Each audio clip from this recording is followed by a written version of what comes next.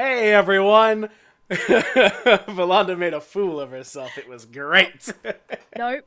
Nope. This But is it, entirely your fault. only I know about it, so it's sort of like an outtake that will never exist again. Yep. I am Drew Tillman, and welcome to Couch for It, and I'm joined by my wonderful host. Hey, I'm Volly.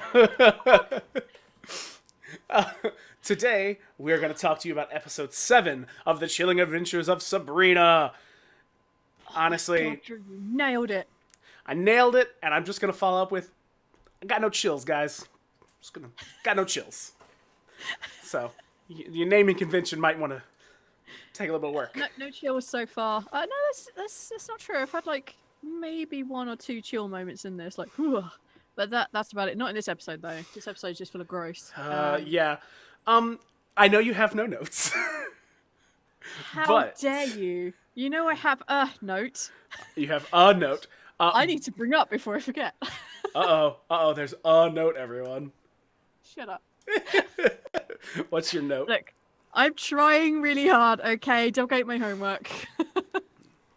That's fair. Dogs do like to eat paper. Yep. My totally digital notes eaten by a very digital dog. Well, I mean that sounds like a personal thing. You probably shouldn't have a digital dog.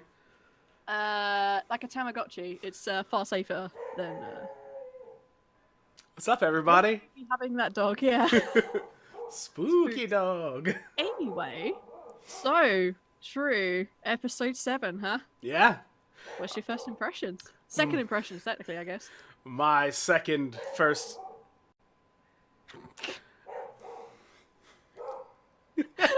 Well, so my first impressions. Yeah, do that while I go yell at the dog. Yeah, you get the duck. My second impressions on this was that it's a better episode than most we have seen so far. It brings up some very cool and interesting themes and ideas. I didn't think it was a terrible episode. Pepper. There were still things in there that made me roll my eyes, like There's No Tomorrow, but it was an okay episode. And I realised that this is in fact the last episode that I watched before I said, hey, let's watch this. So yeah. What about you, Drew? My first. I may have to go like talk to him to make him stop. My first impressions of this are this episode does little for the overall plot. Yes. It's not a bad. I'm gonna go and say not a bad episode. I just don't feel like it moves much ahead. I think we were under the impression that this was in fact a interlinking series. So it's a series along, or correction, we were under the impression that this was basically a almost 10-hour film, which broke down nicely into like 40-minute chunks, whatever it is. We were sorely mistaken though. This is definitely issue of the week. It's not Monster Week. This is definitely issue of the week. Yeah. I think we have to stop seeing it as the big overall picture anymore. This is more like bottle episodes from Stargate Next Gen versus, say, the later episodes on DS9. I have to agree. That's what I'm starting to feel. This is much more sitcom-y, much more like the original TV show. Much more like the original TV show than the new style we're getting on Netflix. The new type of drama where everything interconnects and you get this big long storyline. It's either that or I'm gonna have to go. He sees something outside. I'm gonna stop him. Yes, you should probably go deal with that. So entertain people for a minute. I'm gonna close my camera. Oh, how do I do this all on my own? Yeah, I think this is more like the original, like Sabrina the Teenage Witch kind of setup than it is what we're used to. But we all, well, at least Drew and I kind of seem to prefer the big storyline. Hi, Teller. Thank you so much. Yes, the dogs have a lot of opinions on this episode. My dog is happily back up at the house, so she doesn't have an opinion on this. So yeah, message in if you think you know what Drew's dogs are saying. That would be pretty good. I think they ardently disagree with what Drew is saying. I think they loved the show. I think they saw no wrong in it. I think they saw lots of tasty meat things in this. Boy, this is super hard standing here and talking to myself. I'm not gonna lie, this is super uncomfortable for me. I would say, however, watch the series if you haven't so far, and yeah, that's I don't know. I think the more I watch this, the more I am not liking this as much as I thought we would. But we have a lot to say about it. It is not Lost in Space, which is a true trash fire, but it is also not Altered Carbon, which I think may be our new gold standard, and that's something we really like. Yeah, they're in it. Did you actually catch up and watch? Is what I want to know. This episode, man, disturbing. That was a fun time. Yeah. Drew, come on, thank God. I'm back. I'm so sorry. Christ, man, like, oh boy. I think I've talked enough. I'm done for the episode, Drew. Okay, that's fine. I'm here now, and I will tell you, I don't know what you talked about, so I'll start with just, scene one, as it were. And this show starts off with Harvey and Sabrina walking home, and Sabrina's like, we never do this anymore. And anyway, the whole... Yeah, 'cause it's been like 2 days. Yeah, 2 days. Literally, it's been no amount of actual time. Because, again, this show takes place between Halloween and before Christmas. It's not even a year. It's like a month. This happens on Thanksgiving, right? This episode. Yeah, so a month-ish has passed between episode 1 and 7. Yeah. So here we are on Thanksgiving, and they are doing this cutesy little, like, I love you too. How about you come into the house and just say hello? And he's like, my God, I'm being invited back. It's like suddenly she cares again. And then Sabrina looks up to the door. And finds a bunch of entrails nailed there. And I have an immediate thought. My immediate thought here was, this is a message that someone has sent, which we do find out that is the exact thing. Like, literally next scene is Sabrina talking to her family, and her aunts are like, oh, it's a message from the coven. It means this. But if you're worried about being discovered, if you were part of a secret society, and you were worried that if people discovered you, they would hunt you down and murder you and everything else, would your message system be nailing a bunch of bloody innards to someone's door? I'm thinking not. It's a super bad idea. It's a huge, like, Sabrina, you have some innards on your door. And, like Harvey's invited to go into the house, so he makes his way towards the front door. How does he not see them, but Sabrina does? Like, how does he not go, you got some innards on your door? They don't belong there. Like, there was nothing. And she was just like, I changed my mind, goodbye. And then just blitzes and leaves him. Yeah, it's super weird. But I did like on Hilda's reaction to this, which was like, oh guys, I'll go get the mop and the bucket, which I thought was like the cutest reaction to this like whole thing. Yeah, Hilda was just like, well, I'll take care of it. It's fine.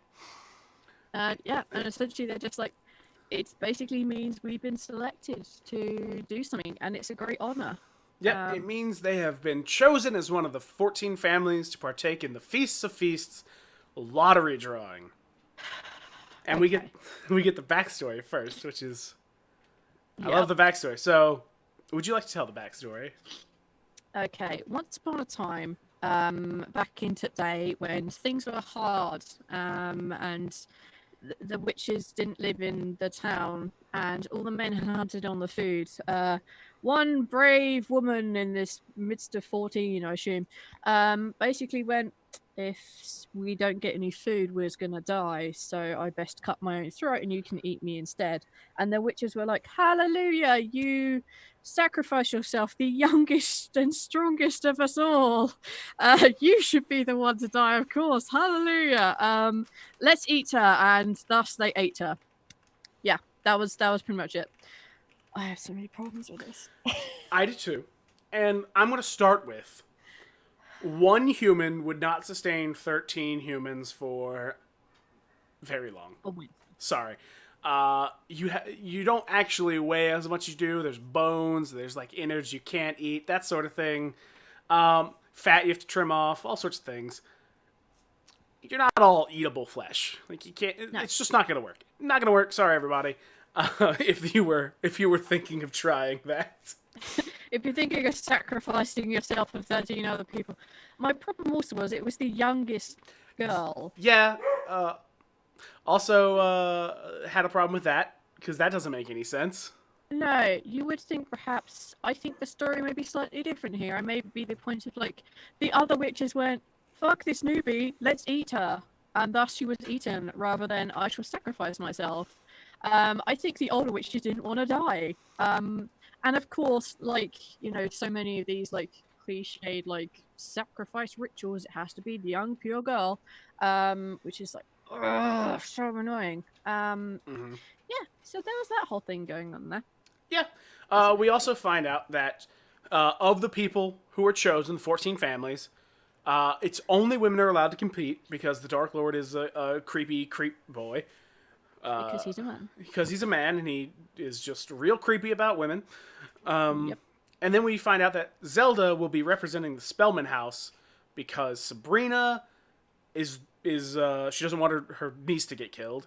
Hilda has been excommunicated and Ambrose is a man, so, you know, they're all out. She's the only viable option. Yeah. Which I don't know. Maybe I guess because like the way they're spinning it is that, and it's a huge thing throughout this episode. Is that the way they're spinning it is such an honor to be like the feast queen or whatever it is. It's such an honor to be this. Everyone wants to be eaten, and I have a few issues with this. Just this little bit. One, listen, everyone does want to get eaten. But... that's been going on every year. No, because they say, well, okay, in this scene we don't know. Yeah, it's a yearly thing, but then we find out why it hasn't been happening later. Yeah, but it's been happening yearly since when she, like it stopped when her dad died. It started again when her father died. So like it would have been happening while she was growing up in. And secondly, Fair. Aren't they running out of witches? Yeah, you know, they make multiple mentions all the time of, we don't have a lot of witches right now, so witches need to not hurt witches. But then they're like, turn around like, we're gonna murder one of our own. Like, yeah, pick a fucking lane, guys. We're gonna, like, eat each other. Like, but you're running out of witches. Well, why would you do this to yourself? And as Sabrina points out, you're not starving. Yes. Why? This show, I feel like, falls into a classic sitcom trap, and I'm going to say sitcom, even though it's not really that, of there feels like there's very little actual continuity anchoring it. So from episode to episode, they just swing wildly in directions all over the place. Yeah. And it becomes, like, slightly less cohesive, and the second you look at it for too long, it falls apart. Yeah. And this bit definitely is me. Like, from the very beginning, it was super uncomfortable.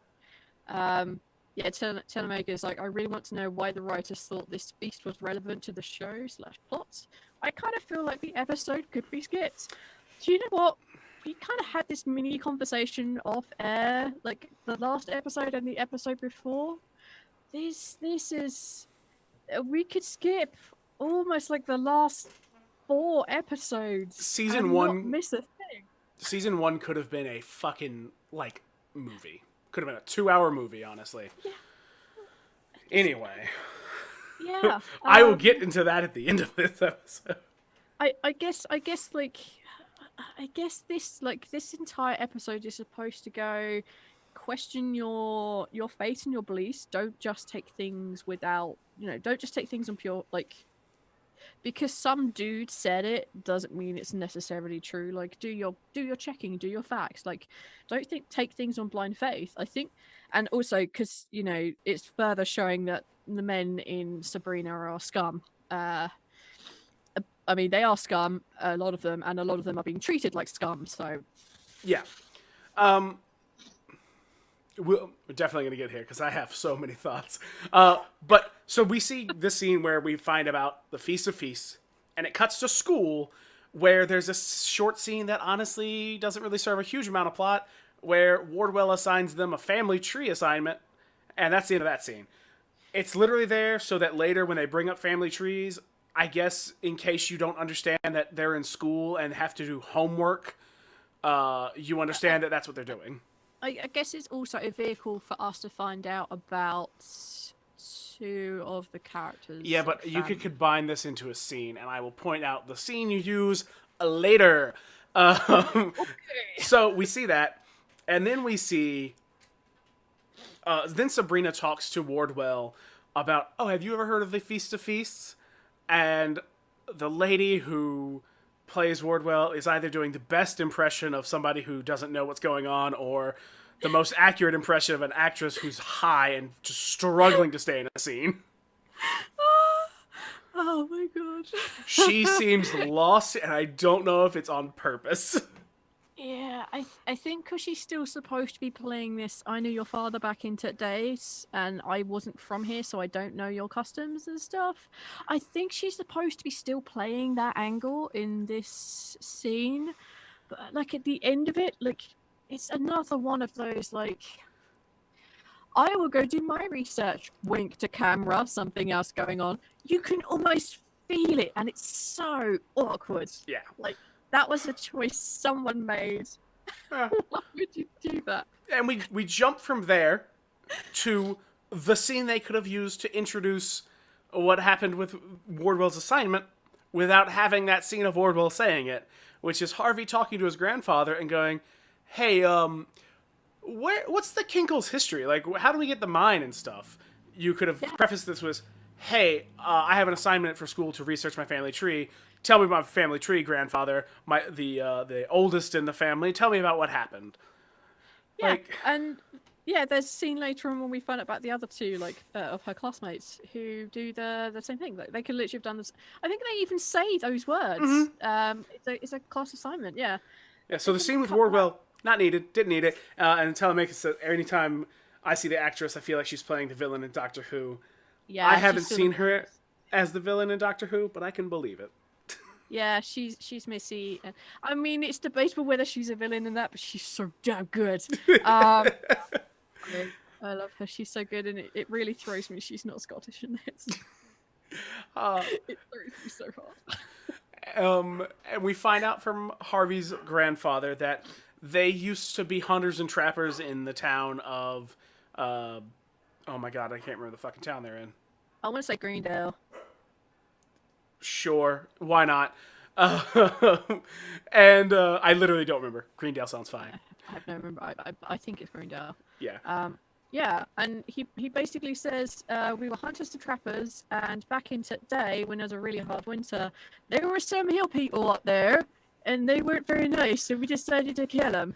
Yeah, we get rid of them and get our mine. Yeah, we get the Feast of Feast stories from the mortal side, and it's like, cool story and all, but still a bunch of murder, guys. Yeah. And then that's the end of that scene, where we find out that Harvey's family was a bunch of murderers. And we go and find Susie talking to her father, and it turns out Susie had an ancestor named Dorothea, who lived alone and dressed like a man, and was one of the first people to found the town. Like, she was one of the first people there. And that's the end of that scene. Yeah, like this, I think this scene is put in there so that Susie can identify with someone in the town. It's, this is someone wearing something they weren't expected to at the time. There are good points to this scene, yes. Like her father basically says it was safer for her to pretend, to wear male clothing back in today. But of course you can just see that immediate, like, linking there of Susie and her ancestor. Like, you can already see there's a connection between those two. And it's like, there we go. It's making her feel like she's not alone in this, and this is so good. Exactly. There are good things about this scene. Susie feels, a connection to her past. She doesn't feel like there's a problem with, dressing the way she dressed before. A lot of good things that come out of the scene. Because I think even in this scene, she's wearing a dress. She's still wearing a dress, yeah. Yeah. And I think the next time we see her, she's not. She's wearing. I think she's wearing dungaree. Yeah, she's back to what she was wearing earlier on, like sweaters and pants and stuff. Really subtly put in. That's why I like it. Yep. But overall, the scene feels kind of flat. Yeah, it's just like click and we're gone. I'm like, okay, you could have done a better job of wrapping this into something else. Because then it immediately goes to Roz visiting her grandmother to talk about the family tree, and it turns out her grandmother thinks she showed up because she's going blind, and she wants to tell Roz about how she's magic. Yeah. I Has a cunning, and I think she's supposed to scare her. yeah. I just saw like an old lady who was basically trying to connect with her granddaughter about something her granddaughter was going through. Like, you're going to be going through this. I'm here to help. And apparently that's supposed to be scary, but it really wasn't. There wasn't like any like shock revelations. Like, we've already figured this out. Like, so has basically in a degree, so has the character. Yeah. And that's the end of that scene. Feel like anything. Because again, so many scenes that are just like, whoosh. So then we go to magic school, where Prudence has won the lottery. She's going to be possibly chosen to be the feast queen, and she's real happy about it. And so are the other weird sisters, like creepily happy about being murdered and eaten. Yeah. And this is where Sabrina really confronts the "Are you insane?" Aspect of what's happening. Like, you really want to be killed and eaten, and she's basically like, it's a sacrifice. I get to be honored. I get to have all this and that. Like, it's a good thing. Like, they see it as basically not a killing or a slaughter. They see it as they were expected to, as a great sacrifice, a great prestige and honor. But of course, we're seeing it from Sabrina's side, where it's insane. It's definitely, it's real wild. And this is I'm going to lead further into this point, but this is a good example of another scene where it feels like the person writing this maybe doesn't know how to end conversations. Because she confronts Prudence about how she wants to get eaten. She confronts her, and literally the conversation, which feels like it's at a crux, like a crucial moment where someone will respond or retort or something, just stops, and the weird sisters walk away, and then Sabrina takes 2 steps to the left and is like, "Hey, Nick, let me ask your opinion about being murdered and eaten." And it's like, that's not how conversations work. Yeah, like, that would be, to be fair, like, I really see this a lot in American TV, is and it happens in this scene, not the phone thing I'm about to say, but basically, like, whenever anyone's on the phone to someone, they never say goodbye when they put the phone down. They just close the phone or slam it down. It's like, I would never do that. Everyone's always like, bye. Like, you will do something. Like, it doesn't feel natural to put the phone down without saying goodbye, because it's just so rude. And it happens as, like, a degree in this a lot, where it just goes, and we're done with it. Like, there's normally something to end a conversation, and we're missing it. It happens all the time. It feels like the writer gets to this point, and they're like, and I got my point, I got all the information I wanted out, and the conversation's done. But it's like, why? And in fact, as we've said multiple times about rolling dialogue into other scenes, do that here. Have Nick come up and interrupt the weird sisters and Sabrina, and have him part of the conversation with all 3 of them, not off to the side by himself. Yeah, because she literally does almost like a spin on the spot to talk to him, and it's so weird. And she's like, "What do you think of this?" And he's like, "I'm just a conscientious objector." Yep. Yeah, and then she's like, "Well, why do we do it?" And he's like, "Oh, your father banned it because everything's about your dad for some reason. No one's finding that weird at all." He is everything about her father. Almost every conversation he has, bar the one that's coming up in a little scene or two, is all about her father. It's the, your father did this, your father did that, here's a book for your father, here's a thing that your father did with a weird thing that contains a demon. Like, everything about this dude is about her father. He has daddy issues in the wrong way. He really does.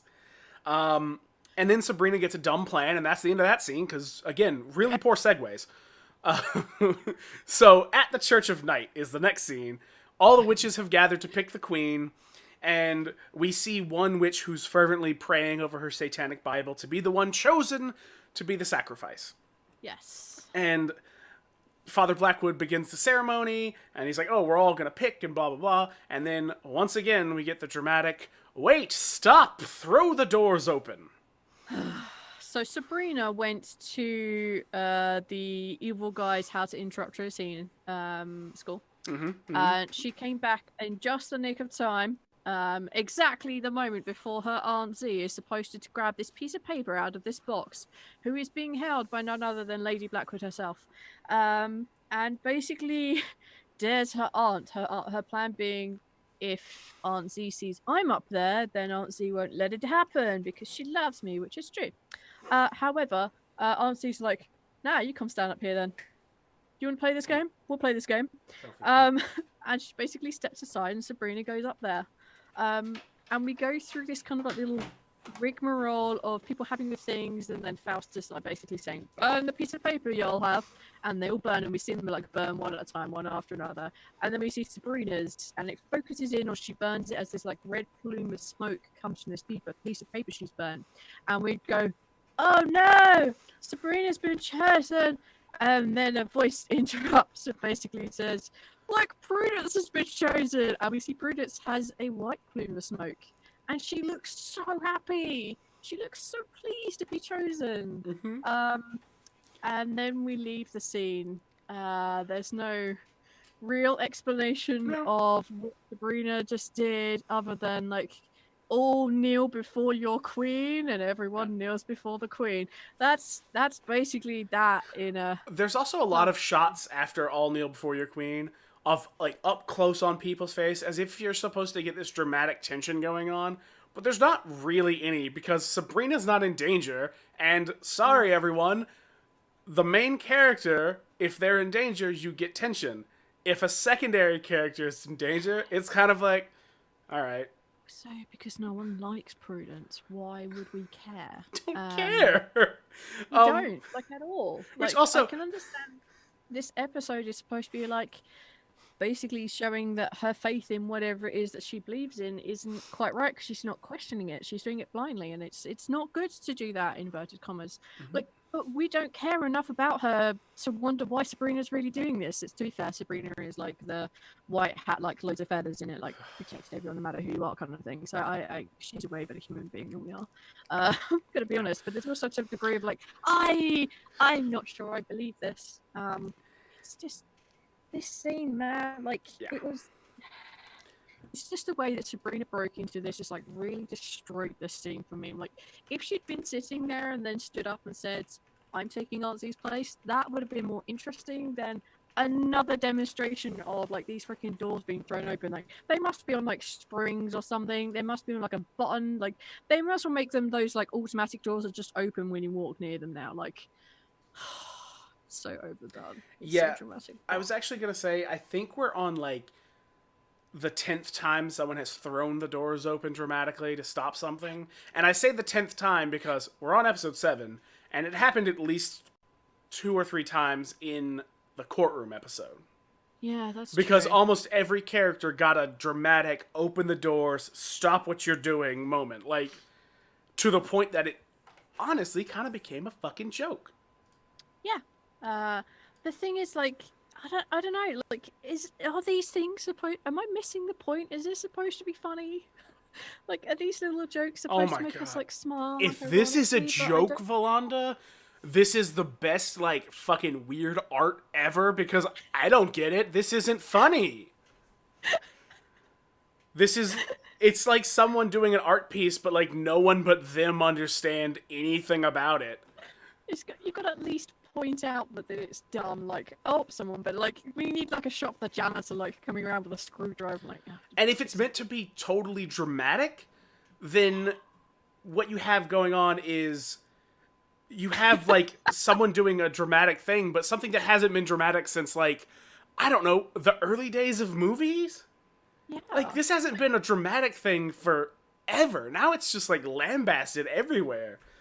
Like, courtroom dramas, man. Like, this stuff is like, these things don't happen. You get contempt of court and thrown out, man. Like, this shit doesn't fly. Yeah. I also like what Telemachus says. Yep. Because I would laugh about that too. Telemachus says, I'd laugh so hard if there was a blooper of someone accidentally breaking the doors from slamming them open. And I would too. Because it would be awful. I want to see if there's bloopers. I might have to look after we've done this. I wish you luck. I wish you luck and Godspeed, because I refuse.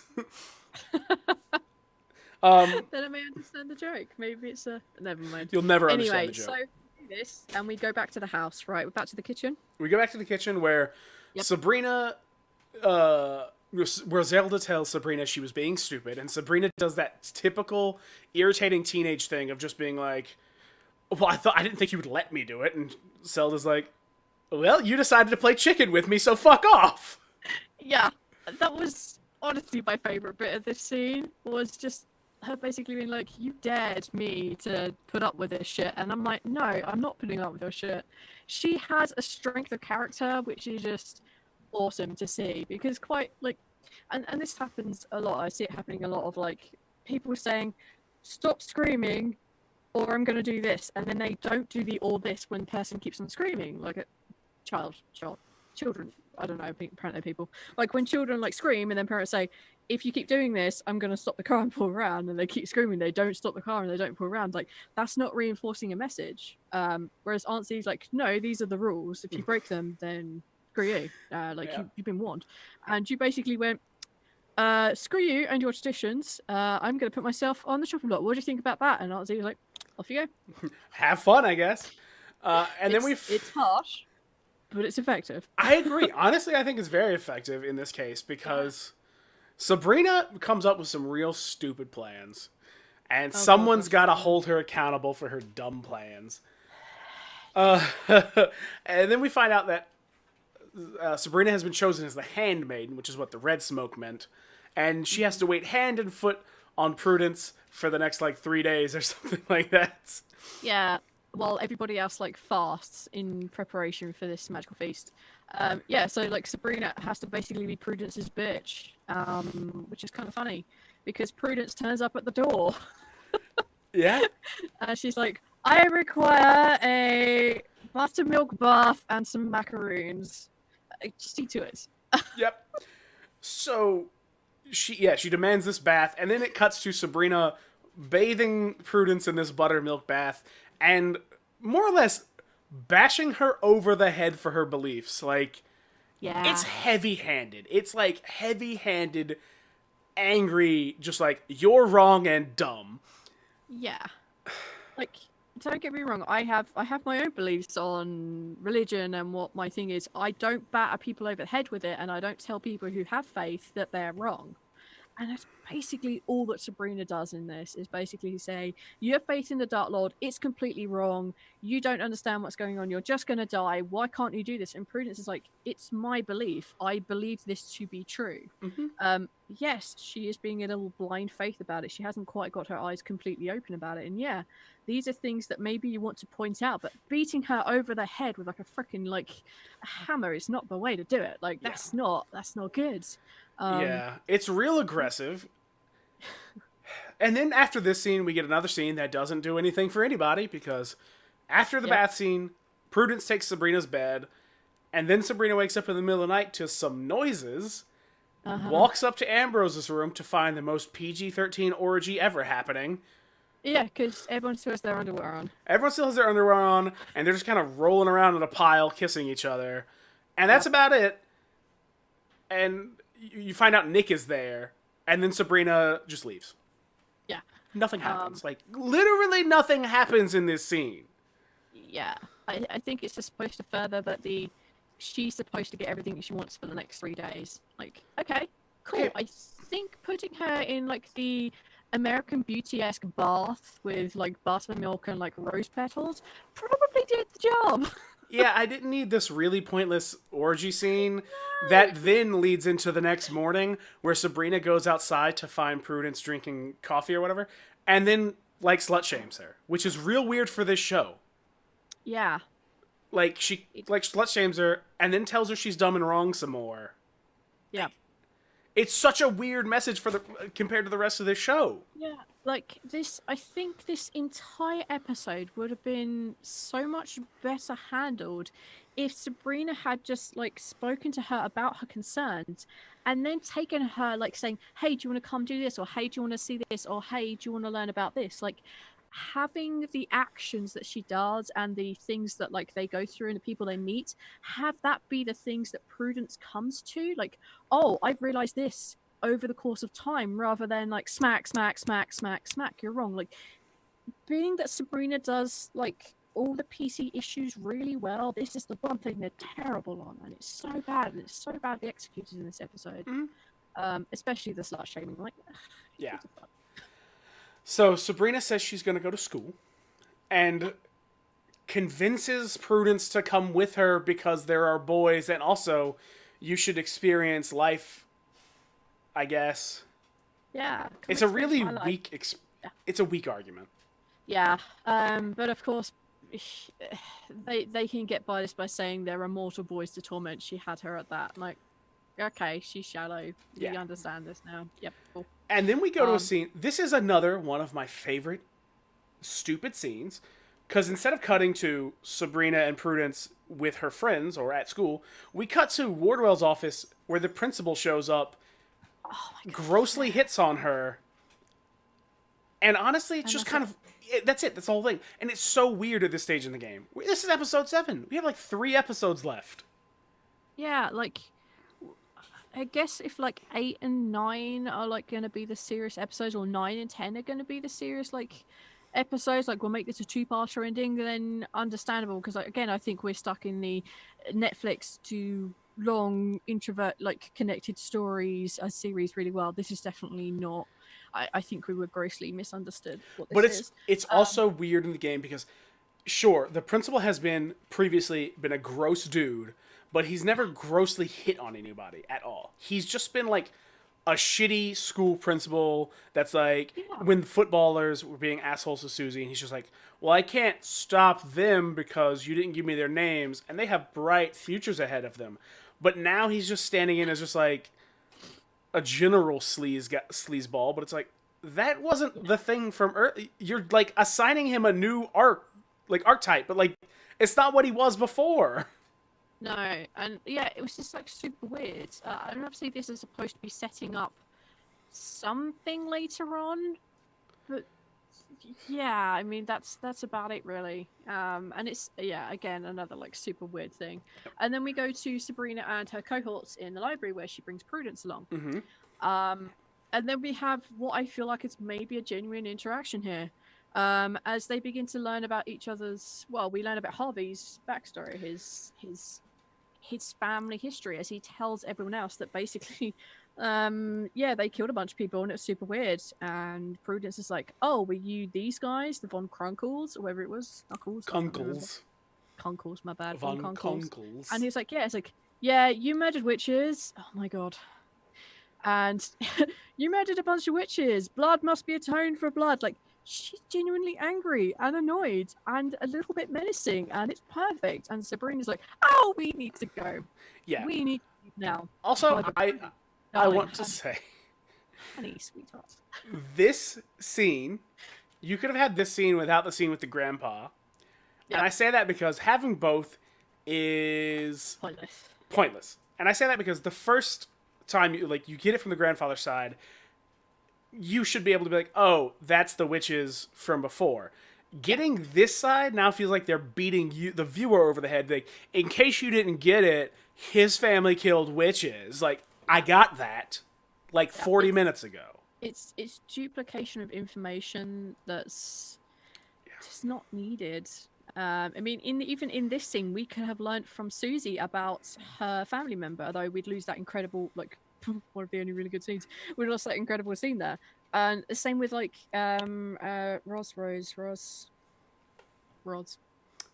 Yes. Yeah. Roz. Her thing with her grandma, I was like, again, that's something that she could be talking to Susie about, because they were already having that kind of to be fair, they've already gone through the weird uncle is an exorcist thing. They've already had that thing going on there. So they're already a little bit in this strange murky water, and so they could be sharing all this information before Prudence and that lot turn up. However, Prudence generally annoyed, generally angry, although sweetie, honey, darling, perhaps don't want to go around announcing that maybe you're a witch, because she kind of almost does here. She would be a little bit smarter than that, I think. Yeah, but she's not afraid. She's not embarrassed about being a witch.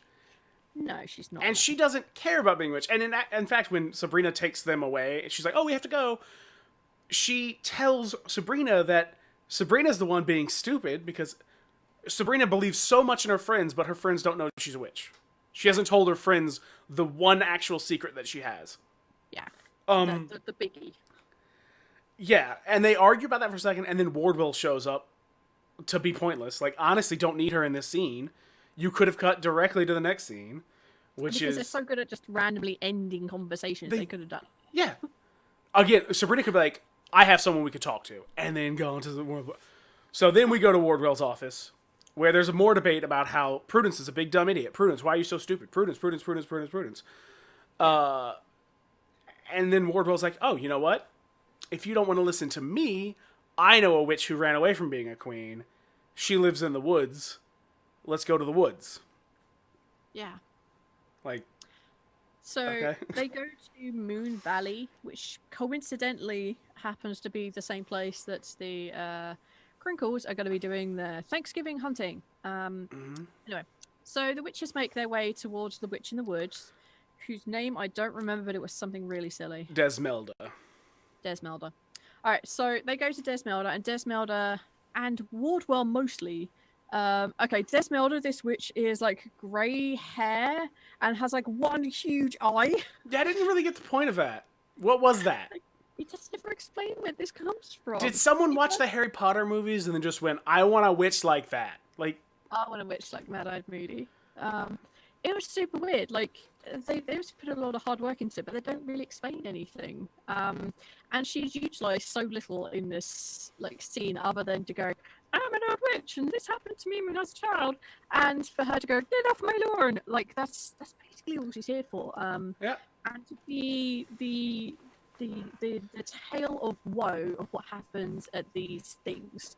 And Wardwell basically goes on to explain that this witch ran away from being the queen at the Feast of Feasts because the high priest decided it was all going to be very young girls, and he was going to, and I think the phrase was, initiate her. Oh yeah, all the girls looked awkward in that one. And that it was his doing and his thoughts. And Sabrina then goes on to say, look, Prudence, it's a person running this. It's a person saying we have to do this. We don't know that it comes from Satan. Like, there is someone between us and him. How can you be so blind? Please open your eyes. Like, this horrible shit goes on because it's a person. Like, Father Blackwood has sins. Father Blackwood is basically human. Don't trust this. Please open your eyes. And then we actually do that very, very faint amount of doubt on all of the weird sisters' faces at this point. Yep.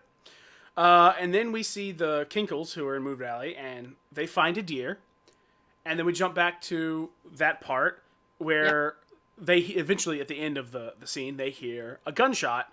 And Desmelda's like, leave, get off my lawn! And they all run away, where they find a dead familiar who was the deer they obviously shot. They do a magic spell and hide from the Kinkles. And then there's another argument about how the Kinkles are witch hunters and they kill a lot of witches. Look, they killed a familiar that they definitely didn't know was a familiar. Yeah. We missed another pointless fucking scene. That's probably what I forgot. Between going to Wardwell's office and going to the woods, we go to the mortuary where Connor's mother... Now, hold on, guys. You may not remember who Connor is because it hasn't been touched for like 3 episodes. Yes. The boy who died at the beginning, his mother comes... Yeah. His mother comes to pick up his ashes. And awkwardly, Ambrose does some digging. And she's like, we found a box full of occult items. We think he was in a satanic cult. And Ambrose is like, maybe I can find out some more if you bring all that stuff over here. And that's the end of the scene, and it just goes along. Yep. You may notice that we are doing things like skipping over our normal, like, this is a costume, and this is this is a setting, and this is the acting quality. Yeah. Like, that's nothing been standout or good. Yeah. And I do the acting on this too. Nothing has been standout and amazing, and not the case of like this person's work is so good that you don't really notice it. Like, this is so middle of the road, you don't notice it. Yeah, there was nothing in this episode Actually, that's not. There's nothing yet in this episode that has made me go like, all right, I appreciate what you've done there. It's just been like a lot of scenes that a lot of them feel like they don't connect at all, or could have been altered and combined in a better way, and you would have had more time for your central story instead of a lot of little things that just kind of don't quite hit the mark. Yeah, it very much feels like this has the bare bones of being a good episode, but isn't. Yes. Like, the idea is here, and if it was executed perfectly, this would have been real good. Don't get me wrong, I did enjoy it. I enjoyed it probably just as much as I enjoyed it the first time round, which made me go, there's so much to talk about in this, we should do this as a series. But it wasn't like, this is the highlight of the series. No. And then we get another quick pointless scene of Zelda answering the phone at the mortuary, and it's a call from Lady Blackwood, and that's the end of that scene. Yep, that's, yep. Like, literally nothing happens. They are super short scenes that just get cut in randomly into odd little places. It's like... And this is not necessarily a bad thing. It feels like someone really took that show and don't tell mentality and really ran with it. Because, why is Lady Blackwood there later? She needs to have called for a reason. No, she could show up later. It was established previously that Aunt Zelda is midwifing Lady Blackwood through her pregnancy. Yeah. Her being there doesn't... She could be there for a million reasons. Yeah, but it's hilarious that they feel like they have to show you that rather than like telling you, because they tell you that Prudence is being a moron rather than slowly allowing her to come to that realization. It's super bad. Mm-hmm. Anyway, so after Zelda's scene, yep, we get what would have been a better first scene with Roz's grandma. Yeah. Roz and Susie go to visit Roz's grandma, and her grandmother calls Susie a handsome fella, which Susie likes, and I like that. It was actually a really nice moment. Yeah, it's a kind of nice little touching moment, yeah. It was a nice little moment. She says, "How are you doing, handsome fella?" And Roz is like, "Oh, no, grandma, her name is Susie." And Susie's like, "Oh, no.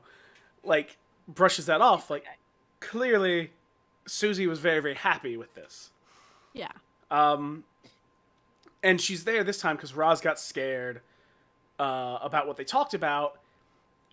And then we get the whole story about how Roz's family accused someone of being a witch, and the witches cursed them to go blind. And that's how they got the cunning. Somehow related to that, her grandmother doesn't know. I don't know. Yeah. They don't tell anyone.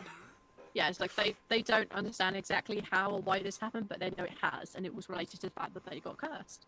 And the fact that, her grandmother says again, like, you're going to go blind, but you're going to start seeing things that other people don't, and that will save your life. Like, don't worry about it. It's not the end of the world. Like, it's going to be okay.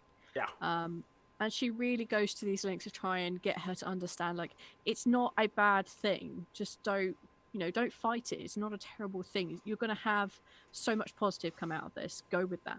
And it's a really good way of seeing the world. It is. There's a nice positive message to this scene as well. Yeah. And then it's ruined because the next scene makes me so angry. Because the next scene is Sabrina coming home to find Harvey there. And this scene, I'm sorry, this scene literally exists so you can get confirmation that Harvey is such a special cinnamon roll of a boy, he would never hurt anything. Like... He's like, I couldn't shoot the deer, so my granddad did it, but I should have stopped my grandpa. And she's like, you wouldn't hurt a fly. And then she gives him a big hug, and then she sprouts some Latin at him. Oh yes, did you find out what the Latin means this time? I did. Tell us about the Latin. Thank you, Google Translate. Google Translate says that Sabrina said, protect those who do I care for, admit the white tufts of hair to snakes, and to my posterity, that's dear. I think basically she's put a protection spell on him. It was just my favorite, admit the white tufts of hair to snakes. I'm like, okay, cool. Sure, why not? Yep, okay, if that's what it means. I think she's protecting him and wishing him well. And again, she cast a spell on him without his knowledge. Yes. On top of this, I want to say, at no point in this entire series did I, even before Harvey told me he never shot the deer, did I think Harvey shot the deer. Harvey No, at no point has come across as the kind of person who would go hunting. Not at all. Not even a little bit has he come across Like- as that kind of person. it's this like at the end of like the scene before, I think it might be whatever it is, when they're like hiding the witches are hiding the deer from the hunters so that they don't find it and carry it off because it's a familiar and then we'll respect it, yada yada. Like Prudence turns around and says like, you have such faith that your boyfriend didn't shoot this deer. Like, how can you have faith in that and say that that's right, and turn around and say that my faith in the Dark Lord is wrong? Which is a nice counterpoint, but of course Sabrina's faith is well placed because that's following Sabrina. She's our hero. Of course, she needs to be right about this. They need to prove that faith blindly is not okay, but again, she is blindly following faith here. She's trusting that he didn't do this. Yeah. And that's just happened to pay off. But yeah, we get another snowflake hug scene, and that's basically it. Yeah, and then Sabrina goes inside, and Zelda like pokes her head out of this tiny door, which I love this tiny door. It makes no sense, but there's a tiny door there, and her aunt like pokes her head out. She's like, "Oh, Sabrina, good, you're here. Lady Blackwood's here. She's having a panic attack. Get the tea off the counter and bring it down here." And then she closes the tiny door. Yeah, it's dumbly placed, but kind of cool. Yeah, I love the tiny door. But it cuts to downstairs where Sabrina brings this tea down, and we find out that Lady Blackwood's having a panic attack. Everything's perfectly normal. Did you do any spell casting recently? And she's like, yeah, but I had to do it.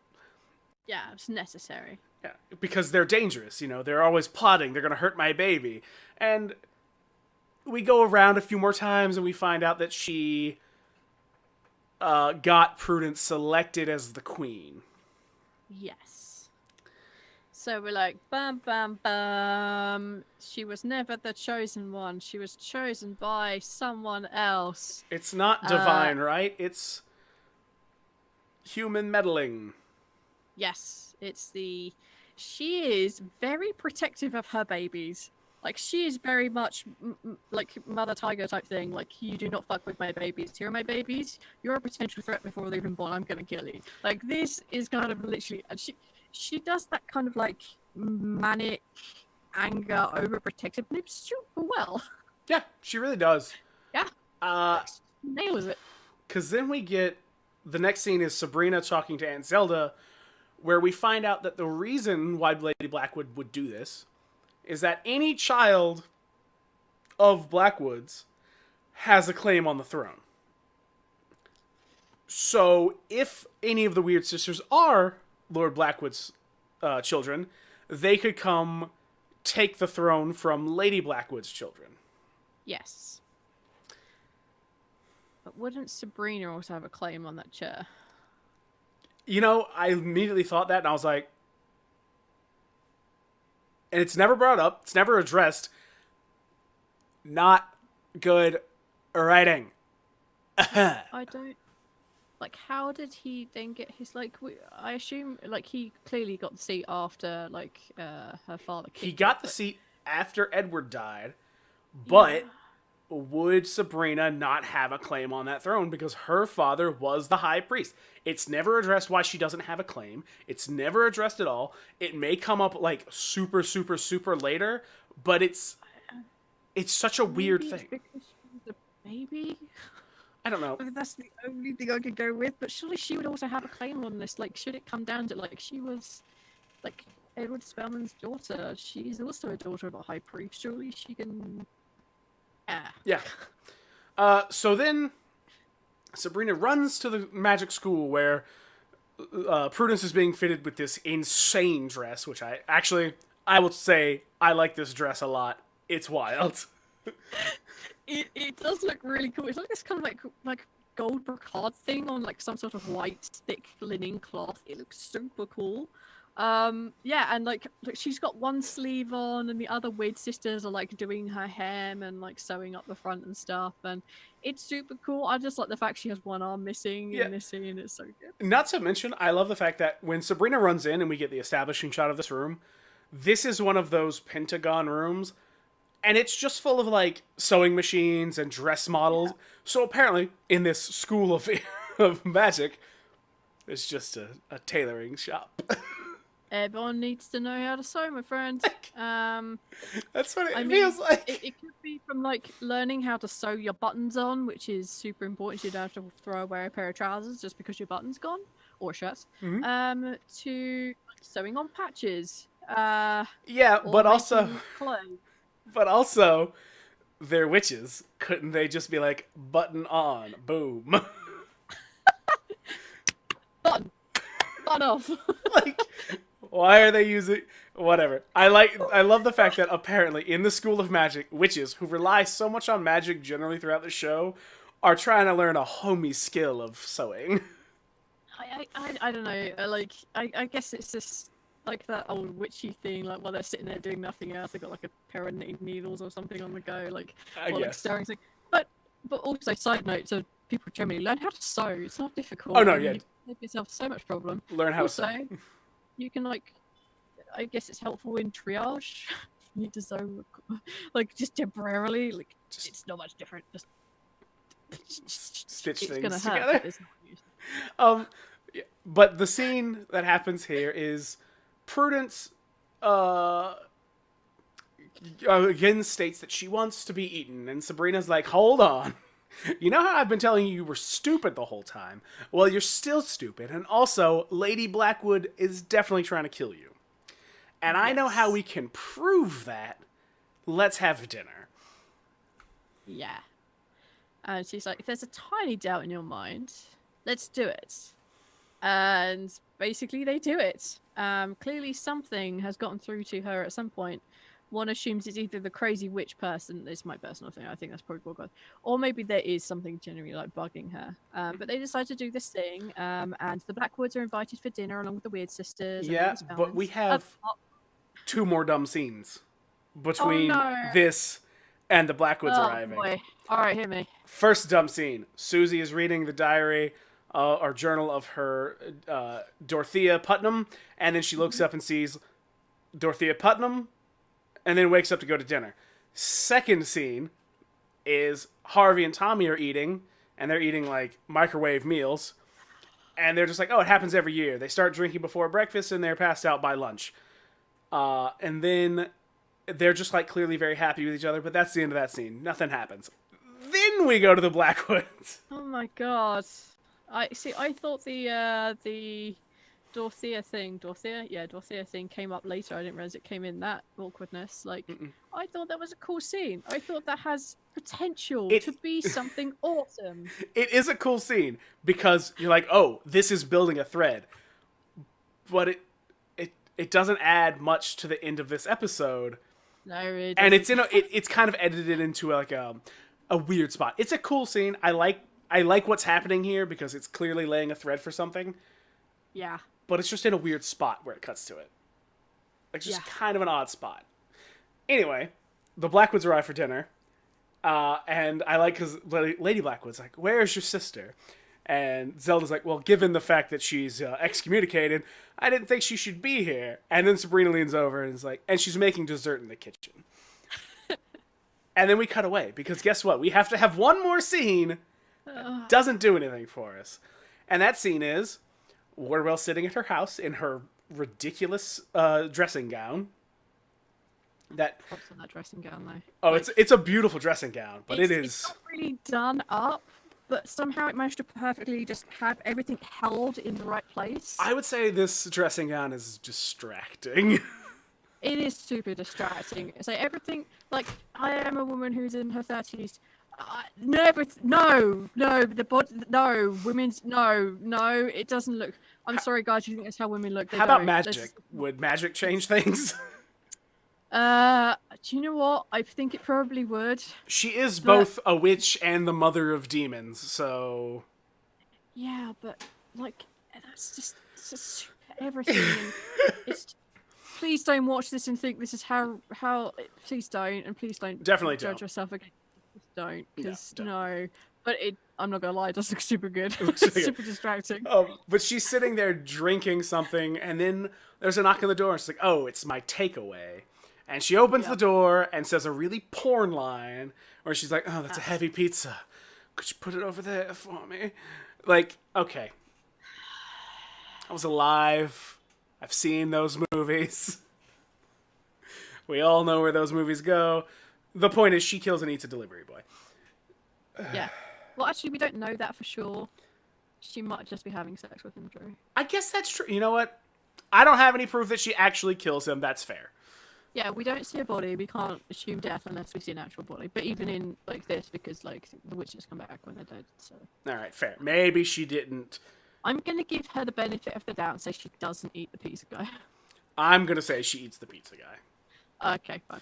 But then we jump back to the dinner at the Sabrina's house where Hilda has made this insane Alice in Wonderland cake. Yeah. It's like 3 tiers and covered in super fluffy purple icing. Like a bunch of those like big flat top mushrooms been stuck one top of the other. Uh-huh. Like I freaking loads of them, like in a leaning Tower of Pisa kind of style. There's so many of them. They're so high. Yeah. And my favorite thing about this cake, this is again, I really like this thing, is Sabrina mentions something about it, and Hilda's like, "Oh, it's the recipe my mom used when she thought my dad was having an affair." So that implies it's some sort of truth cake, or maybe just a bribe. That is writing done well. Like, she didn't have to spell it out. It was good. Right. And then Sabrina's like, "How fast does it work?" She's like, "Oh, it'll work instantly, so don't even worry about it."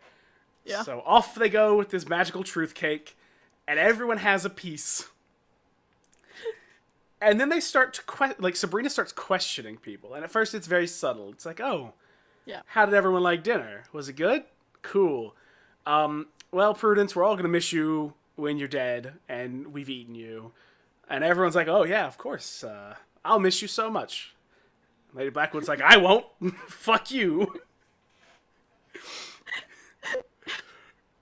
It is very much like that. It's so good. And then not like they subtly ask questions, and like Lady Blackwood's like, "I'm so sorry. I don't know why I'm like so like this," and then goes on to reveal her big secret that that she made Prudence like be the feast thing because she wanted to kill the slut, because she comes from slut seed, because she comes from the seed of Blackwood, who is just a big slut. Again, a lot of weird slut shaming in this episode. It doesn't make sense with the rest of the show.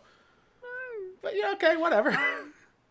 I mean, yeah, she's in a married relationship. I don't know what their boundaries are. I assume because she's angry about it, those boundaries don't include shagging a bunch of people without her knowing. That feels fair. Yeah. But murder is not fair.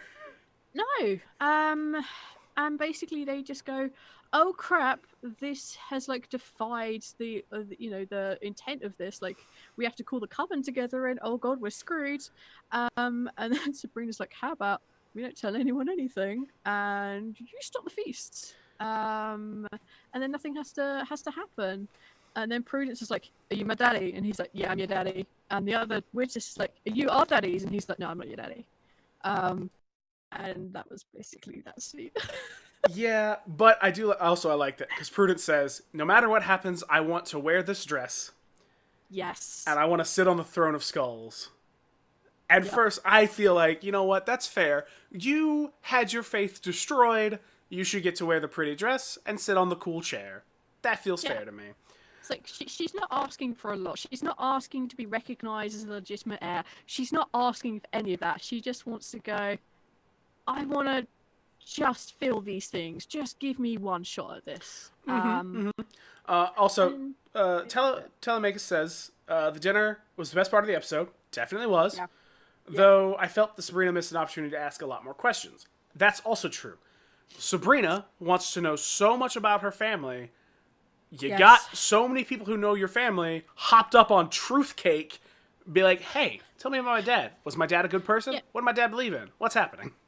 You think you'd slip that in? Like, if they had cut out all the erroneous bullshit in this episode and had just gone, "Okay, here's a 20-minute setup for this. Let's bring in like the Feast of Feasts. Let's talk about like blind faithfully following things and family, and let's make it about the dinner," because that's clearly what this entire episode has been leading up to. Like the thing at the end here is gross and horrible, but this entire episode has been based around this dinner of getting those things answered, and it could have been better if they had done more with it. Mm-hmm. So make that the 20-minute section of the episode and not keep cutting into it like a random human being. Yeah. Just keep it contained and go, okay, let's talk about faith, let's talk about parenthood, and let's talk about what happened to my parents. Like, they could have learned so much and they could have done so much with this one pivotal scene. It would have been a real good episode. But they slid on this episode a little bit. Not to mention, I think episode 2, it's hinted at that Sabrina's parents were murdered.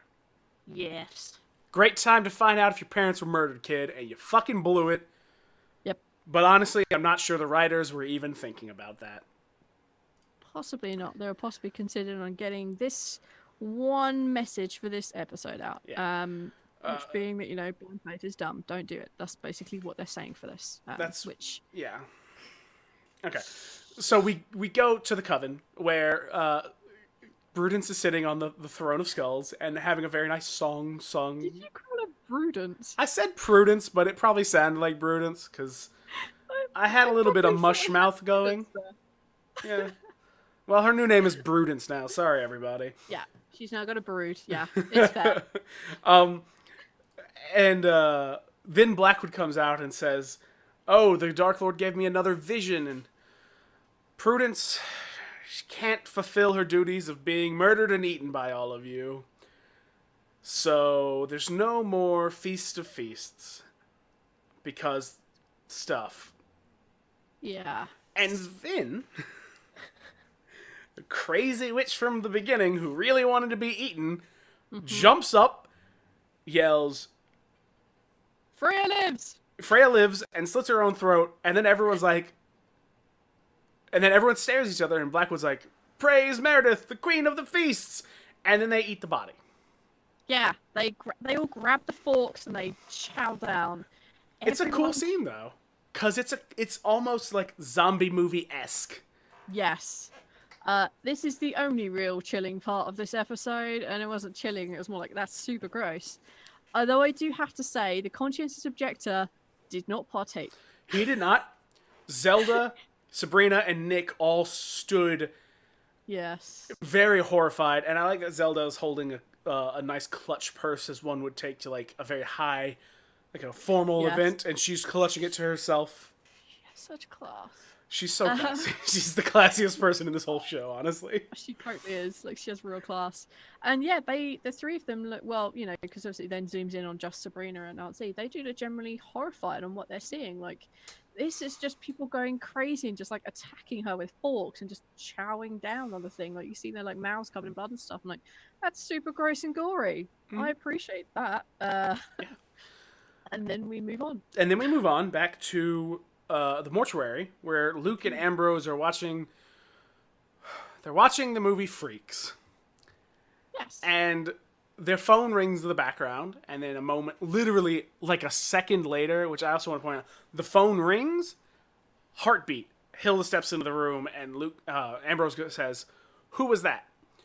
And Hilda says, "Oh, it's the Undertaker, or the coroner. They're going to bring a couple of bodies over. They found 2 people who committed suicide." And Ambrose is like, "Oh, mortals are so dramatic." And then she's like, "Yeah, it was Connor's parents. They've killed themselves, so..." And then Ambrose leaps up, and he's suddenly concerned, and we cut away.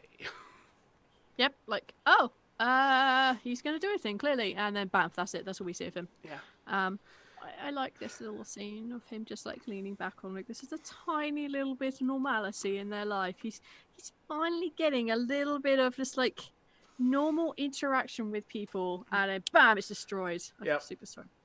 And then we cut to Sabrina and Zelda coming in from the coven, and Zelda starts to head upstairs when Sabrina asks if she would let what happened to Meredith happen to Sabrina had she been chosen as the queen.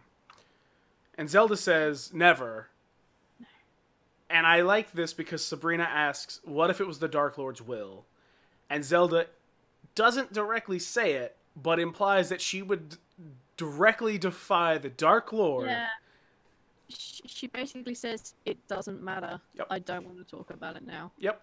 I'm going to she implies that hell or high water, her family comes first. Yes. Like, which at least life or death style. Like, Yeah, like when it comes to the big picturey thing of like you actually are properly in danger. Yeah, no, that's not happening. Like you learning your lesson through, you wanted to challenge me and you wanted to play chicken. Yeah, sure, I'm going to put you up on that stage and it's going to happen. Hilda gets excommunicated. There's no real danger there. She did something she definitely shouldn't have done. She's learning her lesson. Getting murdered is a big difference.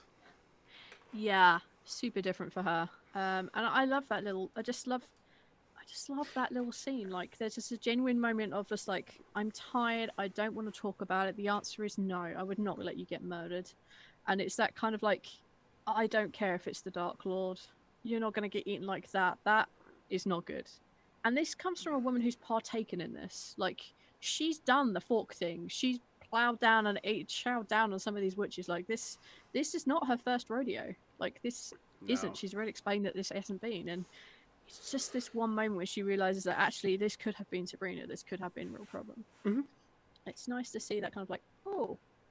It is very nice because Zelda has frequently seemed as if she were aloof and away from her family and wanted no real part of it, but it's very obvious that she does, and she cares for her family very much. Yeah. But she also cares for their status as part of caring for them. Like, yeah, she doesn't want the Spellmen to become pointless. She wants them to be... She wants them to prosper. Yeah. And the last scene we have is Tommy and Harvey are going into the mines to work the day after Thanksgiving. And then we see the Weird Sisters whispering two of them whispering to each other when Prudence walks in. And she asks what they're doing, and they tell her, we're praying to the Dark Lord because we're so happy you're still alive. And she just walks away. Yeah, again. That's that look of like, I don't know if I believe them, but maybe they're that dumb. But she also doesn't press for more information. She's just like... To be fair, she might be respecting the fact that they're... And to be fair, I think she's picked up on the fact they're hiding something from her. And she's like, okay, well, if they don't want to tell me, I guess there's nothing I can do. I'm just going to go then. All right, fair. But the Weird Sisters want a blood atonement for the blood of the familiar, and they say a spell and slam some rocks down. And that's where it ends. So we're supposed to pick up that these voodoo doll things are Harvey and his brother. Yep. And then we see them go into the mine and pick up these bits. And it's really, like, the end shot on this is super brutal. It's done from the point of view of the dolls, I think. We see them, like, lift up these rocks and they're real savage about it. It's like, that's a good ending. That's solid. It is a very good ending, honestly. Like, it's a good cliffhangery ending. And I would love it if this show held together a little bit more between episodes. Yeah. Yeah. Instead of almost feeling like it's just reactionary to stuff. Like, just like, ooh, here's the thing, here's the thing, here's the thing. Now, I, for the first time, wrote down my thoughts and feelings for my end notes. It's half a page. Oh, God, Drew. Okay. Valanda, would you like to give us your opinion first? I think that this could have been a better episode. It has been a better episode than many other things. The acting wasn't really off in this one. It was good. It was okay. There were points in it was superb. However, the structure of this episode was appalling, and they missed a really good opportunity with the dinner scene, which was this entire point of this episode, really. Or what it was at least leading up to. I also think, controversial, if they cut out Sabrina's story here and we just followed the side characters, Harvey's story is infinitely more interesting than this one to me. Susie's story is infinitely more interesting to me, and so is Roz's. I would rather have followed those three because they have consistently throughout the series been the only things that have actually progressing as the series goes along.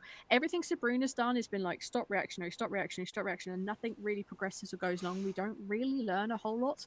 However, those three human side characters, they progress, they learn things, they move on, they progress, they learn things, they move on. We are getting a progression story from them. If we had just split this episode out a bit better, it would have been a good episode. But it was an okay one. Yeah. Go on, Drew. Page. So my thoughts are, yes, this episode and many other episodes could be cut up a little bit better, could be combined in a lot of different ways. It feels like they're trying to show too many parts to this story, and they don't give any of them enough decent time to actually form a cohesive thread. They're just throwing down threads left and right, but they're not forming them up into, anything. They're just kind of like, here's the thing, here's the thing, here's the thing, here's the thing. It's almost like everything feels like set, like not even set pieces. Everything feels like almost every scene, when you go into a new scene, you have to wonder, are they going to wrap something up, continue something, or start a whole new thread that will eventually just never be touched? Or be completely pointless. Yes. So, from this episode alone, I got a really, really creepy anti-religion vibe. Now, on my best days, I'm a shitty pagan. On my worst days, I have no actual feelings for organized religion in any sort. But this episode really just feels like the writers had some real problems with religion, and were taking it out on that. Yes. I would say, if this episode were presented differently, that you could take it as the thing of, yeah, you shouldn't listen to religion because the people in charge of it are not divine, and, you know, religion shouldn't dictate everything in your life, but they don't present it in the way of the Dark Lord's coven being, you know, standing in for a church, and the witches, and then Sabrina standing in for, like, you know, like something like the LGBTQ community. So it'd be like, oh, you shouldn't listen to religion about this because they don't necessarily know what they're talking about. They're just humans. Like, they can pervert their own message. It just feels a little too much like certain parts of the internet, very just like anti-religion to like a weird extent. Yeah. That being said, this is not the first time. This is like that note. This is a different note. This is not the first time we've heard Sabrina constantly talk about her father. She brings up her father the way Batman brings up his father. Every third fucking line is like, well, my dad. She knows nothing about her dad. We as an audience don't know anything about her dad. So we don't get the dramatic irony of, oh, your dad was actually a really shitty person, Sabrina, and you have what everyone has told you, and they want you to think well about your father, so they told you all the good stuff. We don't even get her dad had a plan to overthrow the Dark Lord, and Sabrina is inadvertently following it. Nothing. We just get her constantly mentioning her dad. We don't have anything of that backstory. We don't get, as an audience, to be like, yes, Sabrina's definitely the good guy here. Sabrina just uses my dad as a fucking bludgeon constantly. Yes. It's annoying. She uses it the same way that Prudence uses her faith about the Dark Lord in this episode. Exactly. Massively. Also, thank you, Telemachus. That's my favorite Batman analogy for anything. He's got so many problems with his dad. And then the last thing is, we're 3 episodes from the end of season 1. And as I said a moment ago, it feels like they are just hurling threads everywhere. Yeah. It doesn't feel like we're going to have time to adequately wrap any of them up. And I understand, if you're writing a season of a show, and you're going to have multiple seasons, you don't want every question answered. That's bad writing. You don't have anywhere to go from there. You don't have anything to make people want to come back. You know, you want to have, like, unanswered questions so someone wants to know the answer to that question. Unfortunately, it doesn't feel like 7 episodes in, I don't understand the point of this fucking season. No. There's no single solitary through line through all of these episodes that says, at the end of this season, this bit of the story will be wrapped up, these threads will be left hanging. It feels like this has been one long setup to something else. But that feels weird. Why did you waste 10 episodes on a setup? You could have done it... You could have handled it differently and set up very quickly and set up certain things. It's not like this world is particularly alien that we need a huge setup. It's just the same thing as Harry Potter. Witches are real. Okay, I got it. I don't need more than that. We had all the setup by the time they did the CSI episode, like the courtroom drama episode. Like, yes, when they'd done that, we basically had all the structure of this world, and then we could have gone on to basically, I think the finale, I think, is basically what we could have gone from there. Gone, oh, these are the things. These are very much just like, yeah, oh, we're setting up for this, and it just constantly feels like complete setup. Like, even the Dream episode, which I kind of liked and kind of disliked, and this, they both feel out of place. They very much feel like they're trying to set up for something else. They're making points about something that doesn't really fit into the rest of the series, and boy, they could have just done this in like a really good film and then actually get into the meat and potatoes of what this series is going to be about, because I'm hoping it's going to be good. Yeah. Because they've done a season 2, we feel like we're going to need to watch it. Yes. And yes, I agree. The Dream episode is really good. This is a good episode. I enjoyed this episode the exact same amount as when I watched it the first time. Same. I felt a little more like watching it this time. That anti-religion feeling I got felt a little more like overly pronounced the second time. Yeah. But that's whatever. I'm you're watching something the second time. You're noticing dialogue a little bit more. Yeah. You're noticing little background and pieces. But I enjoyed this episode. I know exactly what I'm going to rate this episode. All right, Drew. We're on that point. What are you going to rate the episode? It's a 3.5. That's exactly like I enjoyed this episode. It has some really brutal moments. Again, it's not going to hit a 5 because, like the rest of the show, there's some editing problems. There's some editing and mild writing issues where things don't thread correctly. Where it's just like, okay, I'm on the story. Oh wait, well, I'm over here. Wait, what? Huh? What? It's like distraction mongoose. Like that's very much like the whole. That's very much what this is. Yeah.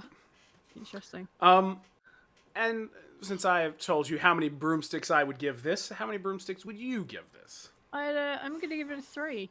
It's better than the episode before. I enjoyed it just as much as I did before. The anti-religion vibe really still great, and I still really like the side characters. Super works, and I think I very much like the truth cake bits. I liked those; they were good. From the kitchen, a bit where they actually just basically told you what it was without actually telling you what it was. To that scene, and I thought it was super good. Yeah. If they had rolled up some of these scenes a little tighter, we could have had a much better last feast scene, like the dinner scene. We could have had a much more prolonged and better dinner scene if they had just tightened up some of those bits at the beginning. Just a few of them, cut a few out, combined a few. Like it's like they've forgotten a second editor or something. Like someone just to proofread this. Like there's that little person that goes around and does all like the finishing touches, the nuts and the bolts of like making sure that everything is done correctly. It kind of just feels like they kind of just missed that a little bit. But yeah. It wasn't a terrible episode. Wasn't the best. Terrible. I mean, points all around for that fucking like the last Feast of Feast scenes. Set up really cool. The slitting her own throat was cool. Like, it looked really good. It was good effects. Gross. And then it was good effects of a bunch of people eating a fake body. Yeah. That was good. And the very final, like, shot of those two girls being super brutal with those rocks. You're like, oh, they're going to feel that in the morning. Like, yeah. It was good. A lot of good things. I guess, I think we've hit the end of our... of our hour-long show at roughly an hour and a half at this point. Yep. They're slowly getting longer. I think it's because we have so much to talk about. Because they keep cutting so quickly. There are so many scenes we have to mention. That's the problem. Yeah, no, I agree. We have to cut through a lot of scenes because there's so many of them. But yeah, if you would like to do the bits, I believe we're done for the night. All right. You can find me on Twitter at volley_Londa. You can find the Lucky Die coming out tomorrow. The season finale for the White Vault comes out on Tuesday on main feed. I have yet to hear it because Travis wouldn't send it to me ahead of the Patreon release. I'm super sad, but I'm super excited to hear it because, my God, it's fucking awesome. And I think, other than that, I think that's it for me for the week. Yeah, that's it for me for the week, I think. Episode 3 of the Dark Dice came out last week, so yeah, that's it. I'm done, my man. All right. Well, I'm Drew Tillman, and I've actually changed my Twitter handle. So if you know me as not that Drew, you can now find me at cyber_Sasquatch. I'm glad that you're laughing about my name. Thank you. You can. Thank you for laughing at my name. You can find me on Taking Initiative, where, oh my God, we're real close to the end now. Yeah. I believe episode 53 comes out main feed tomorrow. And this is if it's not tomorrow and it's next Monday, either way, it's the penultimate episode from what I remember hearing. We're real close to the end of Curse of Strahd, everyone. Boy. So if you've been following along, get ready for that. And right now, that's all you can find me in. So that's cool. I'm done. All right, cool. I guess that's it then. That's it. Thank you for joining us, everyone. It was great having you all here. Thank you for chatting with us, and we will see you again in a week for episode 8. Yes. Bye!